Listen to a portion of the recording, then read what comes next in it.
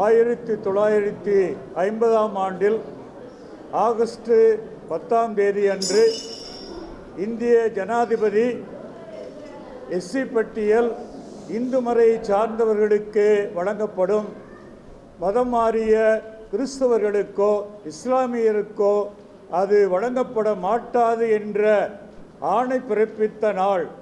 அந்த நாளை தலித் கிறிஸ்தவர்கள் அனைவரும் நாங்கள் அதை கருப்பு தினமாக கொண்டாடுகின்றோம், துக்க தினமாக கொண்டாடுகின்றோம்.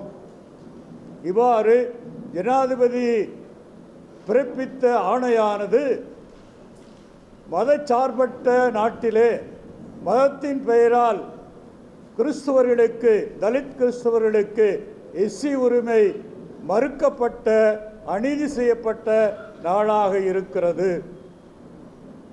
ஆனால் மதம் மாறிய சீக்கியர்களுக்கும் அதன் பிறகு மதம் மாறிய புத்த மதத்தினருக்கும் எஸ்சி பட்டியல் வழங்கப்பட்டது. ஏன் அவர்களுக்கு வழங்கப்பட்டது?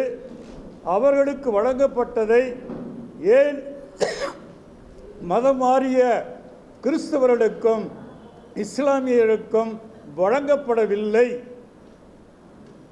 இவ்வாறு தலித் கிறிஸ்தவர்களுக்கு, தலித் இஸ்லாமியருக்கு நீதியானது மறுக்கப்பட்டு வருகிறது. காங்கிரஸ் ஆட்சியிலே இருந்த பொழுது நீதிபதி ரங்கநாத் மிஸ்ரா கமிஷன் ஆணையம் அமைக்கப்பட்டது. அந்த ஆணையமானது தலித் கிறிஸ்தவர்களை எஸ்சி பட்டியலில் சேர்ப்பது முறையானதுதான். இந்து மத இந்துக்கள் எஸ்சியில் உடலுள்ளவர்கள் எப்படி பல விதங்களில் துன்புறுத்தப்படுகிறார்களோ அதே போன்றுதான் தலித் கிறிஸ்தவர்களும் இவ்வாறு தீண்டாமையினால் பாதிக்கப்பட்டு பல்வேறு நிலைகளில் ஒதுக்கப்பட்டவர்களாய் மதம் மாறிய பிறகு வாழ்ந்து கொண்டுதான் இருக்கிறார்கள். ஆகவே அவர்களுக்கு எஸ்சி பட்டியலில் இடம் கொடுப்பது முறையானது என்று நீதிபதி ரங்கநாத் மிஸ்ரா கமிஷனானது காங்கிரஸ் ஆட்சிக்கு கடிதம் கொடுத்தது, பரிந்துரை செய்தது. ஆனால் காங்கிரஸ் ஆட்சியும் அதை ஏற்றுக்கொண்டு நடைமுறைப்படுத்தவில்லை. கிட்டத்தட்ட அது நிறைவேறும் நிலைக்கு வந்திருந்தது என்று வேலூர் மறைமாவட்ட தந்தை லூர்துசாமி என்னிடம் ஒரு முறை சொன்னார். இவ்வாறு காங்கிரஸ் ஆட்சியில் இருந்தவர்கள் எல்லாம் தலித் கிறிஸ்தவர்களுக்கு எஸ்சி பட்டியலில் உரிமை கொடுப்பது தேவையானதுதான் என்று பரிந்துரை செய்திருக்கிறதை அவர்கள் ஏற்றுக்கொண்டு நிறைவேற்றியிருந்த சமயத்திலே காங்கிரஸ் கட்சியிலும் ஊடுருவல் இருந்தது. ஆர்எஸ்எஸ் மனப்பான்மை உள்ளவர்கள் இருந்தார்கள்.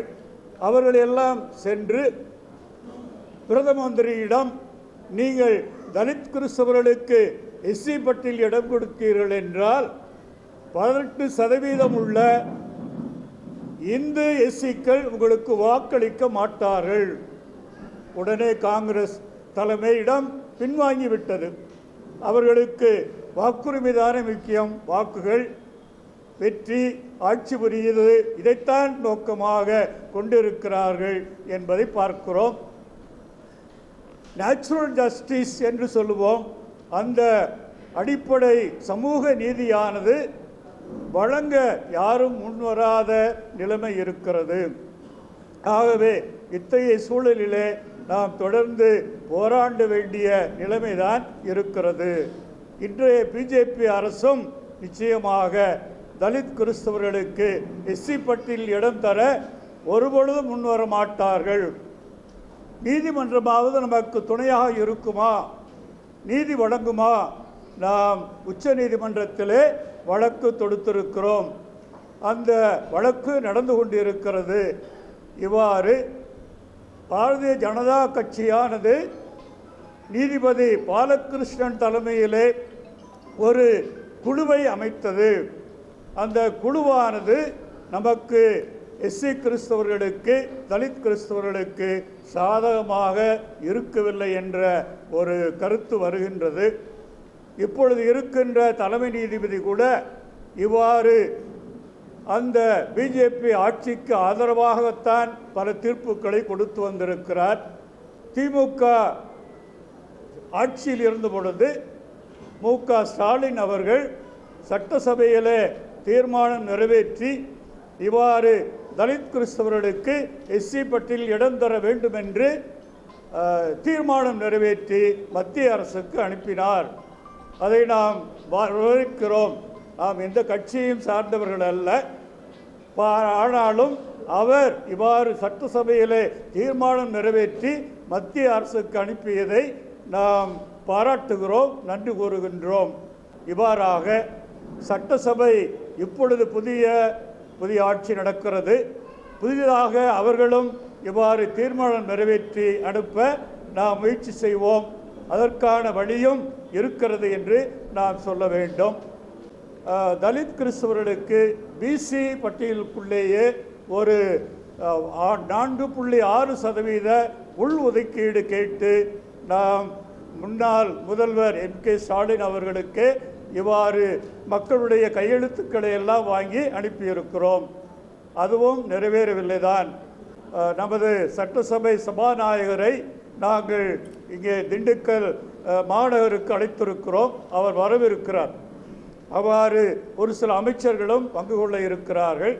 அவர்கள் வரும்போது இந்த தலித் கிறிஸ்தவர்களின் கோரிக்கையான பிசி பட்டியலில் உள் ஒதுக்கீடு 4.6% வழங்கும்படியாக கேட்டதை அவரிடம் சொல்லவும் வாய்ப்பு இருக்கிறது.